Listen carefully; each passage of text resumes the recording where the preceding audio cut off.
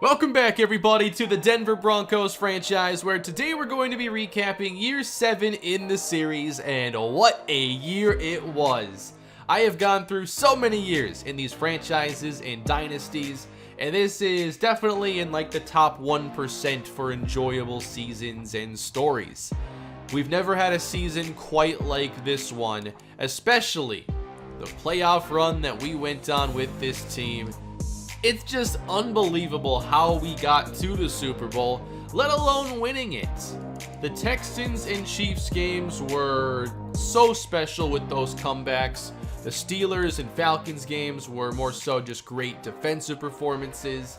The Steelers scored 20 points in garbage time, so basically our starters allowed 3 points here against the Falcons, 3 points against the Steelers, and 3 points against the Chiefs in week 17.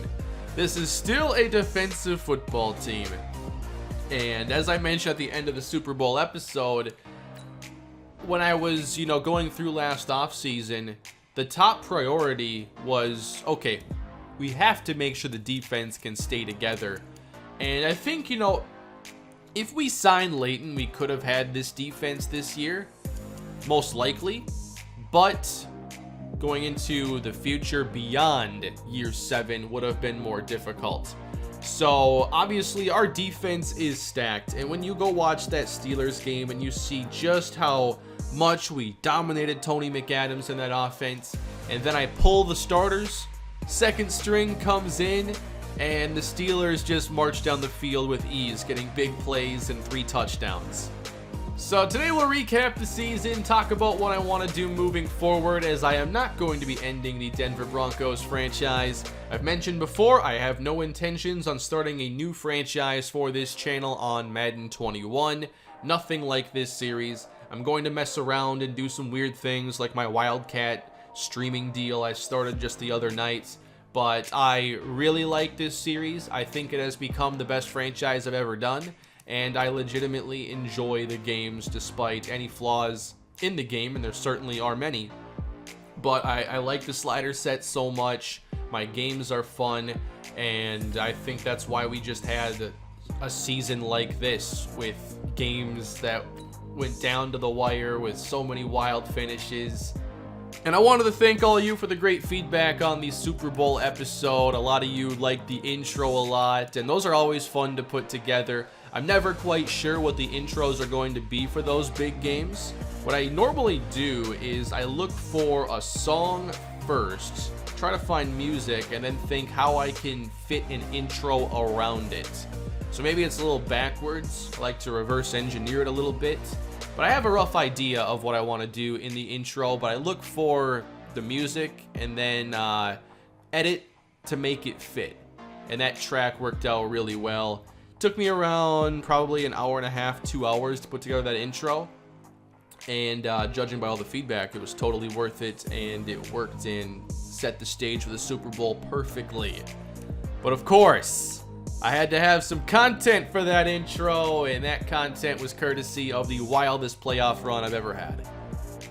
We should have been one and done and talking about a very different narrative around this team, and it did not happen that way. We got very, very lucky. And we also had our best players make big plays when it mattered the most. The Texans game, I think, was more odds-defying than the Chiefs game, just because, at least in the Chiefs game, we had some time on the clock. We pulled off that 4th down conversion, whereas in the Texans game, if we don't convert that, it is over. It is done. On to the offseason. No playoff wins. And instead, we pull off one comeback, play extremely well in the divisional round game with Eric McKinney's performance, and you know the rest from there. So why don't we go through some stats and talk about the team this year after our 10-6 season.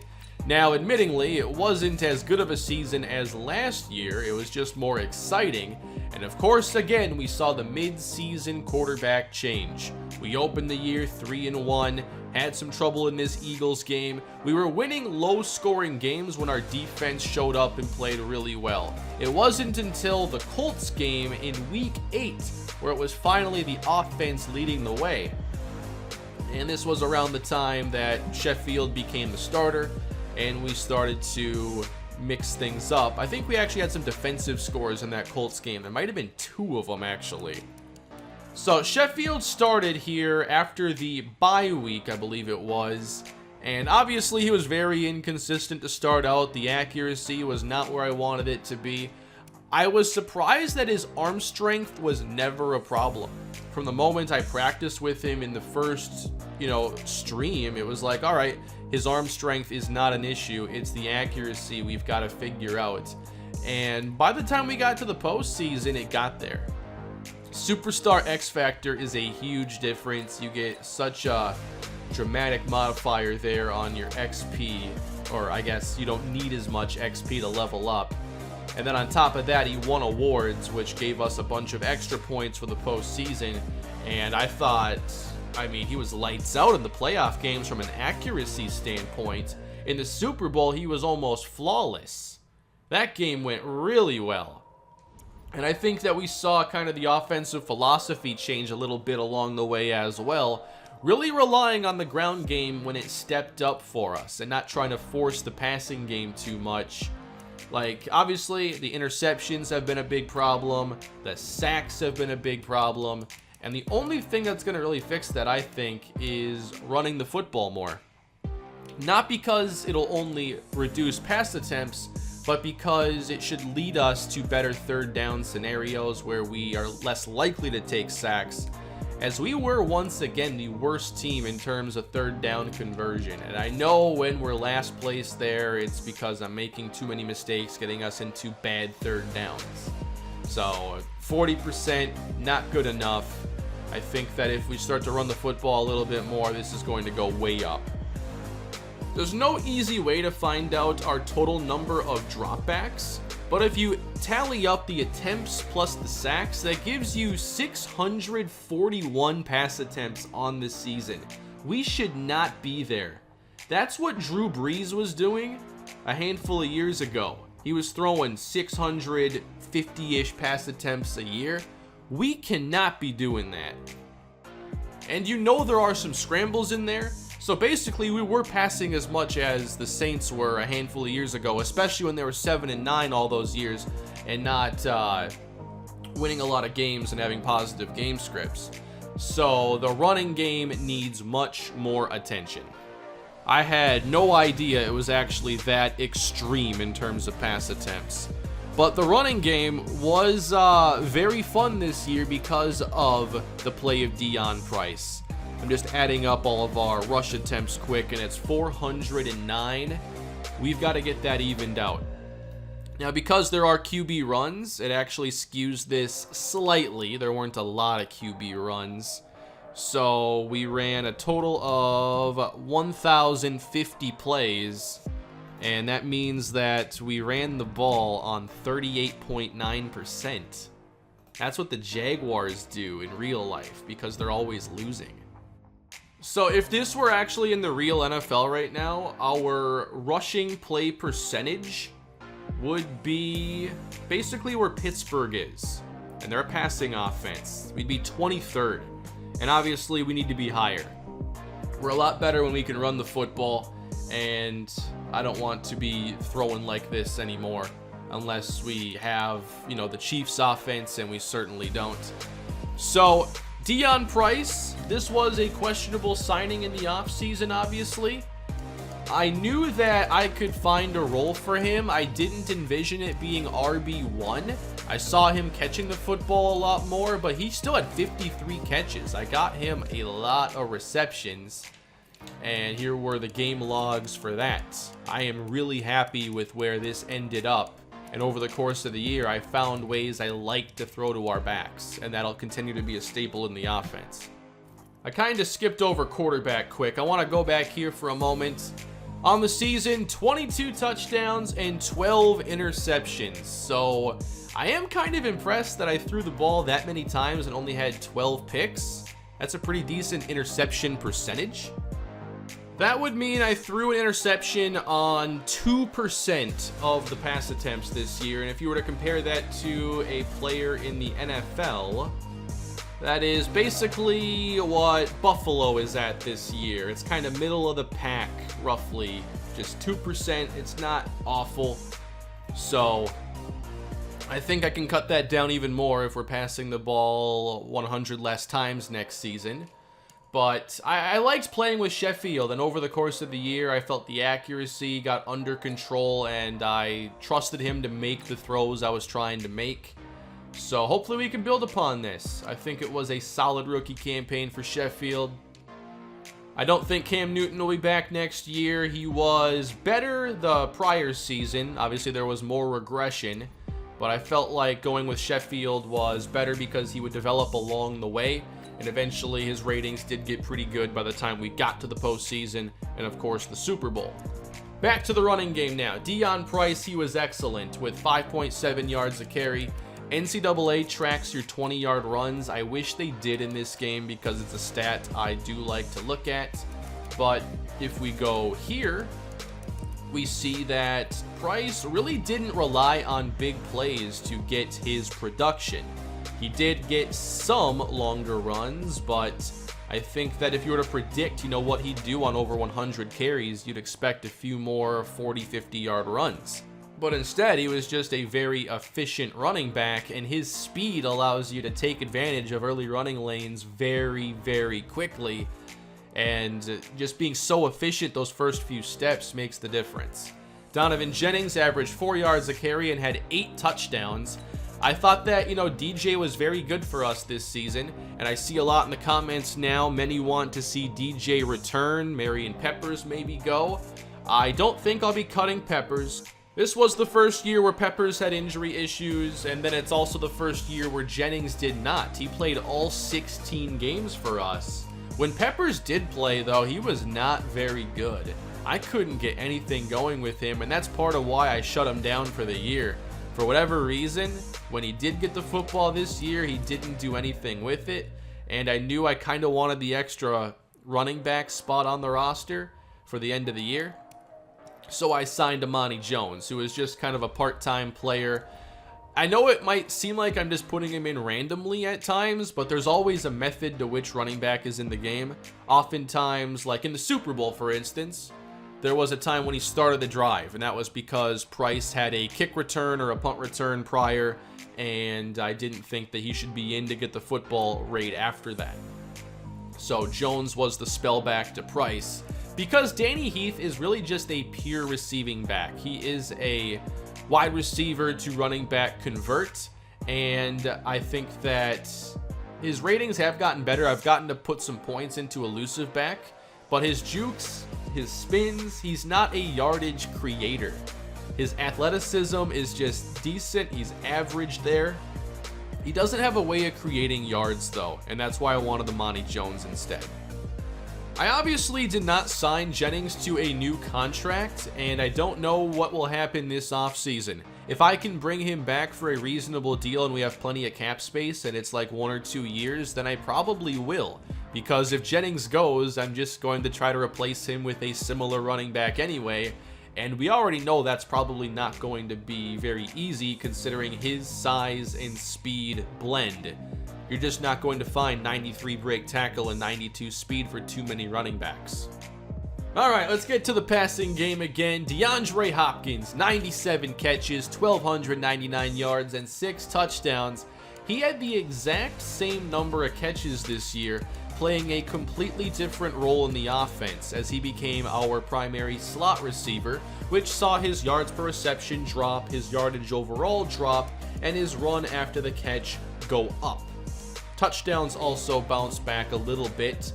Overall, you just throw it anywhere near Hopkins. He is so good. Probably should get a few more red zone targets than he does. I don't think what I'm doing in the red zone otherwise is good enough to not just take a shot at him if I have a one-on-one matchup. Obviously, Hopkins has transformed this offense. He creates so much room for error because he can make so many difficult plays. He saves us all the time. And of course, he did in the postseason on 2 long 4th downs. Terrell Corville stepped into the offense this year. He had the long yards per reception. I wanted him to be that deep threat for us, and I think overall that did materialize. 16 yards a reception, but overall we're not this great downfield passing team. Here were his longest catches on the season: 3 over 50 yards, a 46, a 36. Had a long one in the Super Bowl as well, not quite 40 yards. I like Corville a lot. He fits the role I wanted for him. What I didn't expect this year was for Dion Price to become our third leading receiver in yards and receptions. Obviously, I want to use my backs more in the running game, and I found ways this year where I actually like to get them involved. What I did actually is I just wanted to see what the Saints did with Alvin Kamara, because they do designed plays and not just like checkdowns. Like, there's multiple ways to utilize your backs in the passing game. I think teams like Atlanta are more so just like screens and checkdowns, whereas with Kamara, they find ways to create space for him, and when he's isolated, they just throw him the football. And so I emulated that with Price, and it seemed to work out for the most part. Not as well. I don't think this is a great game to throw to your backs. NCAA is a better game for it. But Vashawn Wright, number 4 leading receiver this season. When it came down to him, Sully in Houston, Sully was the preseason star, but Wright made plays when the games counted, and I think he has the best catch radius, catching traffic. He does a very good job under difficult circumstances. He is also the primary backup to Hopkins, so if he ever went down, Wright would be his replacement. Sully and Houston are more so backups to Corville, and then just deep threats that stretch the defense so we can open up other spots. But neither impressed me a lot this year, especially considering I wanted them to be deep threats. I was impressed by our tight ends. I know Levi Summers' stats here don't jump off the screen or anything, but I thought he was outstanding as a receiver, and he was able to get downfield, and I thought that would be a big problem for him. I thought he would be reduced to just making underneath catches, and I suppose in a lot of these games he did. It's not like I really made a big effort to throw the ball downfield to him, but there were times where he had chances and he did a really good job. Also had a big one in the Chiefs game to get us to the Super Bowl. Josh Oliver is more so the field stretching tight end, and as long as regression isn't serious, I'd love to bring him back. He's been very reliable for us, even though the volume isn't always there. He does get the longer receptions though at tight end. For the offensive line, I thought they did a pretty good job in the running game, but you never know how they're going to play in the passing game. I thought that our tackles could have been a little bit better. Simon Robbins allowed 15 sacks, and he's due to be a free agent. I do not intend to bring him back. The ratings are solid, but I think at spots like O-line, you just got to trust the production there, and if a player struggles, you need to replace him. I think we're going to have a new left tackle in Cameron Vaughn, who was a rookie this season, but I'm also going to be looking for a Brian Johnson replacement, primarily because the penalties are so out of control. And I'm not sure if that's him having lower pass block or whatever. He has a balanced penalty tendency, but he was close to a holding call a game. Lindsey Muldrow, I think he's one player that outperforms his ratings, and I would love to keep him as a guard on this team. I don't know if his contract is due now or not. I think that it's hard to check the contracts at this point of the season because it doesn't update properly. But regardless, I'd want to keep around Muldrow. Let's talk about this defense now. Obviously, this is the backbone of the team. We have impact players all over, and we've managed to move on from some great players in this series. I mean, Von Miller was here in the beginning, Chris Harris, Justin Simmons, and we found a way to replace all of them with great players. Eric Palmer had 20 sacks this season, and every time he gets a sack, it is a highlight play. These are not cleanup sacks. He is embarrassing the right tackle, and he is destroying the quarterback. He did that 20 times in the regular season. Boogie Turner's sack production was down. I think that, sack production is not very predictable on a year-to-year basis, but I still think he made an incredible impact, and he was very good in the running game as well, so this doesn't concern me in the slightest. Next year, Boogie is due to receive his big deal. And to give you an idea of what that contract could look like, Quinnen Williams signed a big defensive tackle deal earlier this season. This was a 4-year, $63.6 million contract. That's an average of $15.9 million a season. I think Boogie could get even more. There are 3 players that are absolute essential, I think, to keeping on this defense, and 2 of them are not under contract long-term yet. Myles Jack, of course, is. Jamari Akinjide, I think, has entered that territory, playing outstanding at linebacker. He is a problem for opposing defenses, or offenses rather, because A, he's so fast, and B, he's so good at everything. I don't know where I was going with that, but he's very good at block shedding. I know that it's only a 74 right now, but he's always just throwing away guards and making plays near the line of scrimmage, and his speed keeps going up as I upgrade him. When we drafted him, I think he was a 90 or a 91, and he's up to a 95, which is ridiculous at linebacker. He can make plays in coverage there. The closer he is to the line of scrimmage, the better he is. I'm starting to wonder if I might want to upgrade his pass rushing a little bit when I have the chance, considering that's about the only thing he doesn't do that I'd like to have him do more of. Jamari had 160 tackles this year. Now, Myles Jack, he did miss some time. He's at 125. But in terms of downs played and who was most efficient at getting tackles, let's take a look at that. Jamari played 956. He almost never leaves the field. He had a tackle every 5.9 snaps.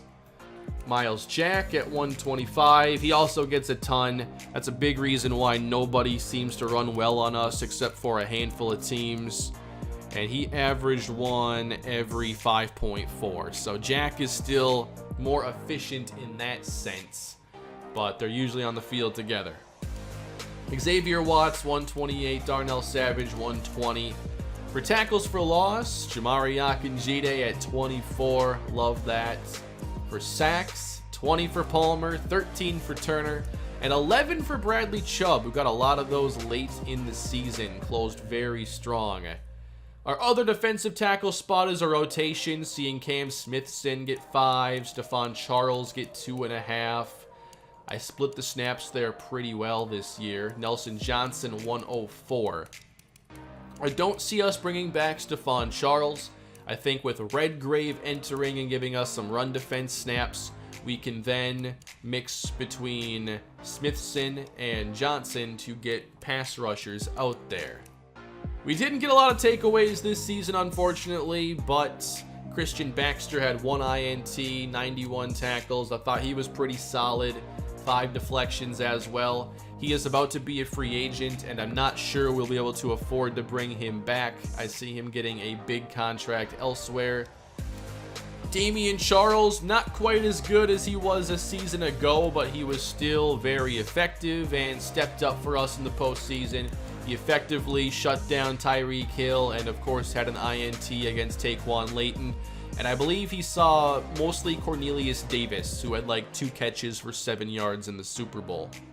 Tommy Jordan, I made a trade to get him, and I actually don't think he was all that good when we added him. I thought he got beat a lot, and we found out that he cannot cover Tyreek Hill, unfortunately. JT Granger, though, he was not good in the preseason, and then when the games counted, he was really good. And I think we missed him when he got hurt.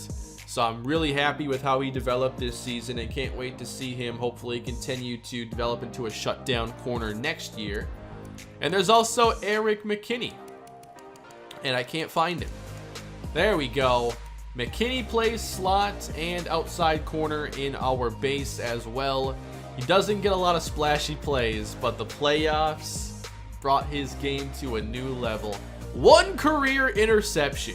Plenty of dropped ones, I think, but he's a very reliable tackler. On third downs, he seems to always be the one making the play underneath, shy of the sticks. and he doesn't get tested much in coverage, which I think is part of why this interception count is so low. Overall this season, we were a pretty good football team. I think the ratings end up being a little bit better than we actually were in some cases, but our defense was outstanding, and we were first in points allowed, even after Houston opened the year, or we're second in points allowed after Houston opened the year with back-to-back shutouts. Second is very solid. Number 1 rush defense as well. And the worst pass defense, actually. Gave a lot of passing yards, but teams had to throw against us most of the time, so never felt like the passing defense was awful, but there were some games where teams got the better of us. On offense, not quite as good as the Cowboys running the football, but we were around top 10 with 1,800 yards this season. And for passing, you would hope with all the passing that we do, we'd be higher up, but we're kind of average in yardage, while probably being very high in attempts. Red zone efficiency, 26 touchdowns and 53 trips, so just under 50% red zone touchdown rate. Overall, that is not a very good percentage. For instance, being under 50% like this would put us right with like Denver in the real NFL at 30th. So that needs to get better. What's good here? Anything above like 65%, I'd say. Number 1 in the NFL, the Vikings at 77.7% touchdown percentage in the red zone. Defensively, meanwhile, that's really good. So at least we balance it out there. We weren't last in the turnover differential. Okay, 21 giveaways, only 12 takeaways. Hopefully we can take the ball away a lot more. I like heavy turnover defenses. You just don't always got to focus on turnovers to have a good defense. Let's check out some career stats now for this team. Cam Newton at 50,000 yards now, 372 touchdowns. On the ground, Marion Peppers just shy of 2,500 yards. Same with Donovan Jennings. Over the course of their careers, a lot of these numbers are similar, but Jennings' red zone volume obviously gives him the touchdown edge, almost 3-1. In the air, DeAndre Hopkins now has 1,088 receptions, almost 15,000 yards. And I wonder, I don't think he will, but I wonder if this is the year he retires. I think it's possible, I just don't think it's likely. No other major producers here outside of Corville. Sacks allowed, 68 for Norman Proctor. 1,300 tackles for Miles Jack. 10 picks leads the team. And 85 sacks for Bradley Chubb. We see Boogie Turner at 62.5, 4 years into his great career. Oliver Raymond was the league leader in passing yards this season with 4,500, but the Chargers have missed the postseason now 2 years in a row. I wonder if they're able to bounce back in year 8. And that's part of why I want to keep going. Like, I care about these other teams, and I want to see the careers unfold for these players. And to do that, we got to keep going. 40 touchdowns for Tony McAdams. 35 for Taquan Layton. Neither looked very good against our starting defense. Patrick Mahomes had one good game against us, mainly that first one we played this season. Jameis Winston 32, Heikkinen 32. On the ground, Zeke set the record for rushing yards and destroyed the competition here for the rushing title. Here were all of the 1,000-yard backs, including Sharquez Towns. Pretty cool. Benny Snell was very close. For receiving, DeAndre Hopkins leads in yards. He does not lead in catches. He was second behind Devin Funchess. Top in touchdowns, Hakeem Butler. How about this production? I chose not to keep Butler around, but he had a monster season for Cincinnati. And that's on a team that has Cortland Sutton, so he had really do a good job there. Nick Lindsay, 10 touchdowns on 727 yards. That's pretty good for his rookie campaign. Keenan Allen, very good with Tampa now. Laquan Treadwell had an amazing season with the Raiders. Justin Payne, I had no idea he was playing so much for Miami. Didn't see development go up. He's only a 73, but that's really good stuff. And for sacks, Eric Palmer, 20, Boogie, 13. Those are your number 1 and number 2 sack leaders in the league. 7 INTs led for Marshawn Lattimore and Anthony Brown. The players here with 0 remaining are set to be free agents once we get to the offseason.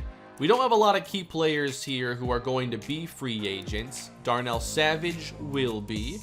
We're also going to see Christian Baxter test, so maybe we do lose a couple defensive starters. Simon Robbins, I think we'll let him go. We have his replacement on roster. Lindsey Muldrow, he is a free agent, so I'll need to re-sign him if I want to bring him back. Otherwise, though, I think it's a very manageable free agent situation. Looking for some of the top free agents that'll be available, looks like Ali Marpet, unless he gets re-signed. Anybody who's a 0 right now, that's just unsigned at the moment. But I don't think the CPU really does a lot in that last stage. They do most of their signing in season. But again, most of these top players don't end up hitting free agency. Zach Martin's going to be there. So already a couple good chances at guard. And Myles Garrett's going to be available. The Dolphins might be losing their best player. And they're already a team that struggled the last couple of years. Fletcher Cox, Nyheim Hines, they'll probably be available. So at least there'll be some big names and some big deals. It's always fun when free agency has that. Devontae Adams will be available. Matt Ioannidis at 85 overall. Trent Taylor, Stephon Gilmore. Byron Jones is going to be available. I don't see us spending a lot in free agency. I know that I want to be ready for mega deals for Boogie and Akinjide, but because we do have Nate Sheffield, who knows? We do have flexibility, and we'll see what we can do with it. Overall, I don't project us to have major changes for the coming season. I would like to maybe bring in a new running back if we do not keep Jennings. It depends what the market for him is like. He's not quite an 80 overall, and that's kind of the range where players start to get paid a lot more, is at 80. But he's a 79, so I don't know what to expect there. If DeAndre Hopkins retires, that automatically is a big deal, and I think then we'd start to look at Devontae Adams as a potential free agent target, but that's kind of a thing I don't think is going to happen. And defensively, I mean, I explored trading Bradley Chubb. I'm not sure if I will or will need to, but I do want to get Deacon a few more snaps next season. I think that, you know, if we lose Savage, we could look at playing Jordan at free safety. I don't think he looked all that good at corner, so maybe this would be a good spot for him to play. And I also think that we can move on from Baxter and have a competition next year between Toa Tuilapupu and Kobe Gold. Gold is a higher rated outside linebacker, and he shined in the preseason and should have had a sack in the, or an interception in the Steelers game. Now, you might notice that I have not talked at all this year about scouting, and I have all these points because I haven't been spending all of them. Well, during the season, my Madden did get updated. I had been going out of my way to make sure it would not update to the newest patch because I love where my gameplay was. But one day, somehow, it got updated. I don't know how, but it is.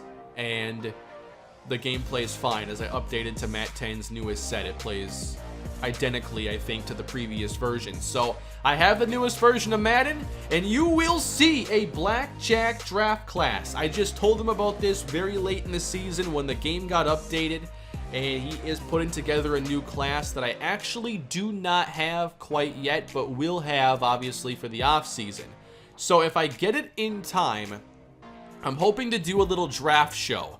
Maybe we go live and we do some scouting. Now, obviously, I don't get to do as much scouting as I normally would, so we're going to do it a little bit differently. What I want to do is figure out how many players I would have scouted if we were able to scout his class from the very beginning. And we're going to go through and scout. We'll back out of the game, get our points back, scout another position group, back out, go back in, and we'll have an idea of this draft class. But to this point, I have not even seen it yet myself. We'll experience it together either in a draft show capacity, or it's going to be as part of the off-season stream itself. One or the other. Hopefully we can do a draft show. But that class is going to have star players from the Kalispell Dynasty. This is the Luke Irvin class. Let me find a list of some other players that'll be in there. Alright, we're looking at this being the Luke Irvin, Elliott Red, Jim Jackson, Matt Reddick, Sherrod Edwards, Trey Walker, Anthony Payne class. Other players include Courtney Jean-Charles, Brian Watts, the fullback from Army, Jason Brothers, the Heisman Trophy winner, Jonathan Murray from Wisconsin, Marquise Cortez, Justin Bryan from Texas, Ross Mastorovich. So hopefully we have a great time with this class. We sure missed it last time. I have done a lot of drafts on Madden 20, and by far the last one we did was the worst class we have ever drafted from in this game. So that is going to bring an end to the season recap, everybody. I hope you enjoyed the video today and are excited for this series to continue. I do love this franchise and I want to see it continue, and I do not plan to end it anytime soon. So on to year 8 and beyond. This coming Saturday, I'll be live with the Broncos franchise offseason. Thank you all for your support and the incredible feedback. I appreciate that very much. Please leave a like and subscribe to the channel, and we'll get ready for a new season very shortly. Have a great day, everybody.